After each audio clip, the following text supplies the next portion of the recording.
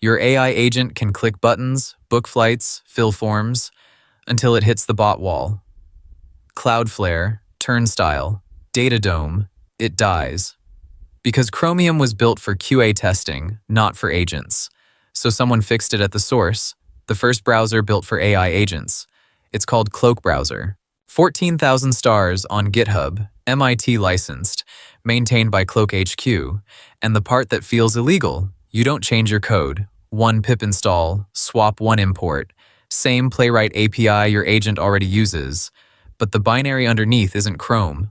It's Chromium 146 with 57 C++ patches compiled into the source, not injected by JavaScript, not patched at launch, baked. Here's the problem.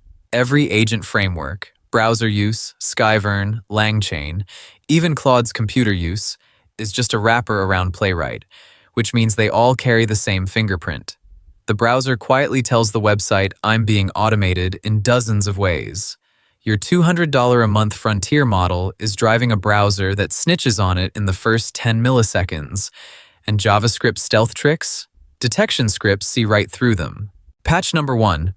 Vanilla Chromium has a property called navigator.webdriver. Under any automation tool, it returns true, instant tell. CloakBrowser changes that one line to return false, deep in the C++ source. Now, when detection scripts inspect the browser, they see a real, unmodified property. 27 tells drop to 0. Patch number 2, the big one. Every Playwright session sends a command called runtime, enable to start the browser. Chromium answers by streaming back the internal IDs of every execution context, including the hidden world Playwright runs from.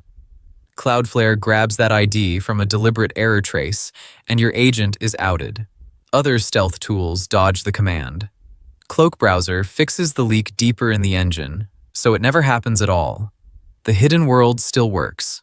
Detectors just can't see it. Patch number 3, Chromium ships with a switch called Enable Automation. One flag lights up 4 tells. The yellow, controlled by automation bar, the WebDriver property, killed password prompt, a tagged extension. Stealth libraries hide the flag at launch. CloakBrowser just removes the defaults from the binary. So, what does a real website actually see? Vanilla Playwright, automation flag true, Selenium globals leaked, GPU driver says Swift shader, network fingerprint screams headless, Cloudflare gives it a trust score of 0, the agent never reads the page, CloakBrowser through the same wall, 30 out of 30 on every public detection test, the agent just clicks the button. This isn't a stealth plugin. It's not a disguise. Playwright stealth changes JavaScript after the page loads. Rebrowser and patchwrite patch the client. CloakBrowser recompiles the browser itself. Fingerprints aren't patched at runtime. They're born different. Cool. I'll just patch Chromium myself. Sure.